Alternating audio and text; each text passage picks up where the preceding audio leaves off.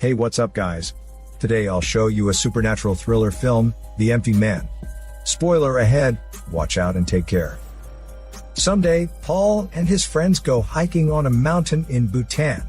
Standing at the top of a mountain, they are amazed by the breathtaking scenery. Paul hears a strange voice that sounds like howling, and some musical instrument performance.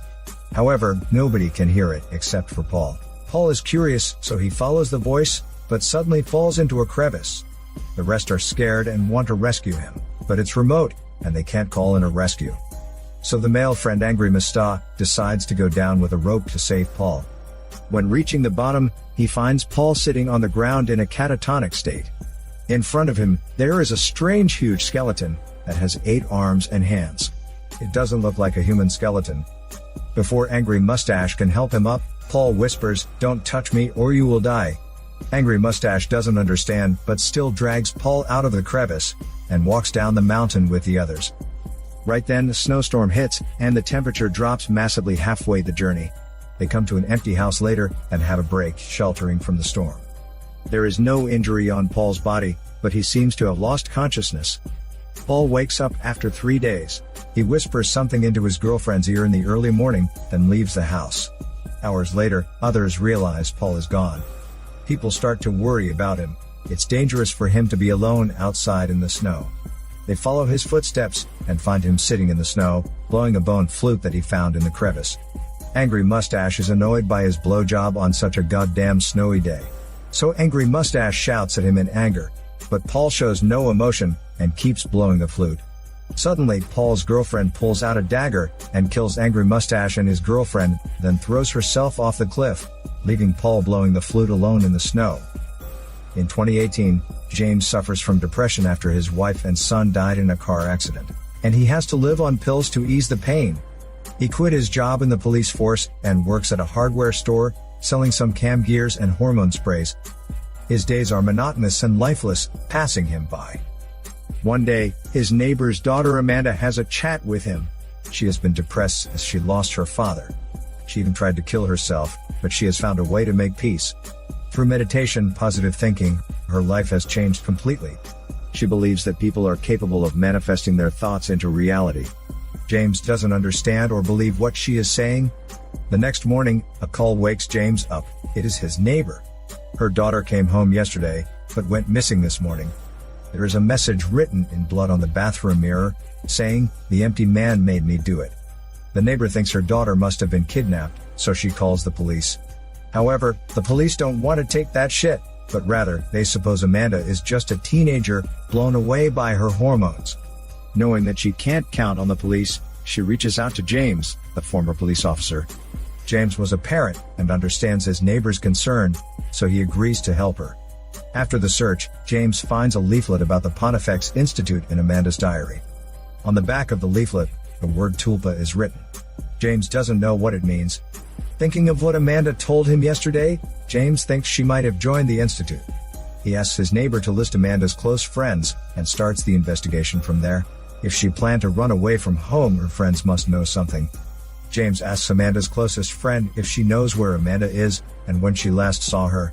The ladybro tells James the last they met was three days ago, when they played a game, calling the empty man with other friends. They were chatting and drinking on a bridge. Amanda told her that if they found an empty bottle on the bridge and blow into it, in the coming days, strange things would happen.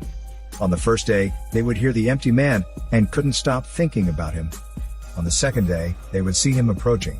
And on the third day, the empty man would find them and take them to another world, which means he would kill them and take their souls. Right then, Amanda picked up a bottle and tempted them to blow into it.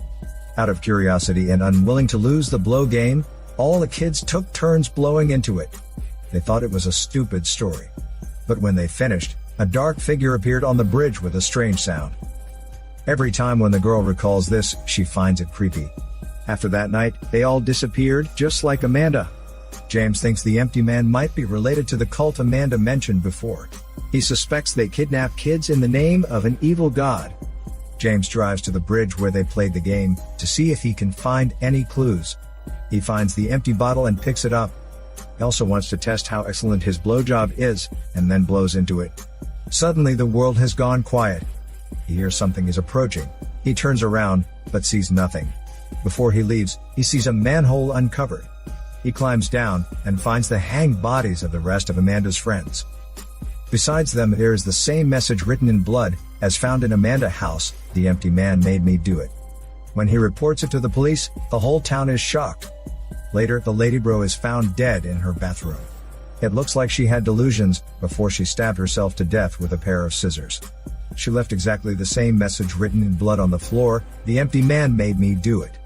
The police begin to take this case seriously. James doesn't stop the investigation. He worries that something might happen to his neighbor. He finds the address of the Pontifex Institute and the meaning of Tulpa online.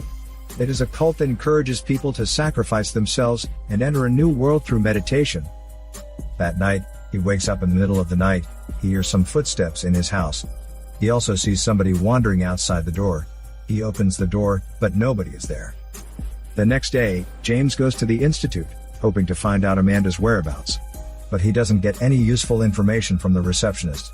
He briskly fills in the form the receptionist gave him, then goes into the church, where the cult leader is giving a lecture about the cult and their god, the empty man. After the lecture, James asks the leader if he saw Amanda. The leader doesn't answer him directly. He invites James to walk around the institute. James sees a lot of bald believers sitting in meditation. Later, he meets a believer who tells him that Amanda is still alive, but she is not here. She has been promoted because she has great potential, and she might have been taken to a camp in the woods. Using the address the believer gives him, James finds the camp and some documents and preaching videos about this cult.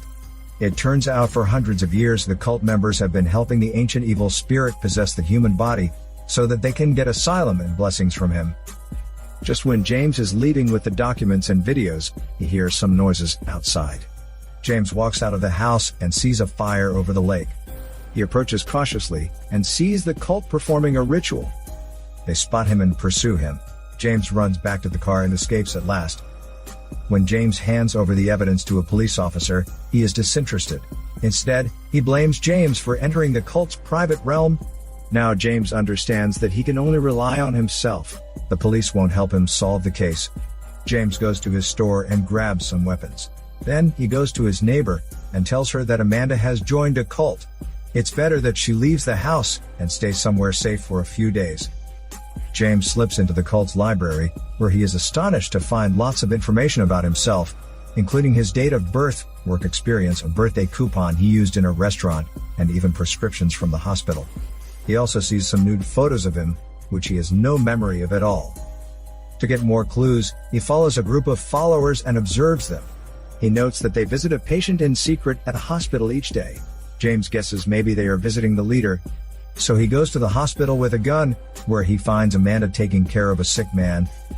James is so excited that he calls his neighbor immediately, to tell her he has found Amanda. But much to his shock, a neighbor has no idea who Amanda and James are. Amanda tells James the man in the bed is Paul, who fell into the crevice years ago. The strange skeleton Paul saw in the crevice is the empty man. Although he is long dead, he can still control weak-willed people. He possesses their bodies and communicates with his followers. In other words, Paul is now a human vessel for the empty man. However, Paul is weakening and dying. The follower needs to find a new vessel for the empty man. This time they make one according to the empty man's instruction. The person selected needs to have a hormone-strong and healthy body, and must be full of hatred towards the world, so that the empty man can possess him fully for long. It turns out James has exactly the hormone-strong body, the perfect replacement for Paul. But the problem is he has a steady mind. The empty man can't penetrate his mind and control him. So the followers fabricate fake memories and implant them into his mind. They make James believe that his wife and son died in a car accident. To make him feel guilty and suffer more depression, they also make him believe that he was having an affair with his neighbor when the accident happened. Right now, James is full of false memories, and he can't tell what is real and what is not. That also explains why he can't remember when he took the nude pictures, and why the cult has all of his information. Due to all those strikes, James almost loses himself and collapses mentally. He tries hard to struggle against the demon, but to no avail. The empty man takes the chance to enter his body through the mouth and possesses him finally. Shortly after, James shows his stolid face and shoots Paul. The followers all bow to James. who is now the new empty man. This is Daniel CC Movie Channel. Peace out.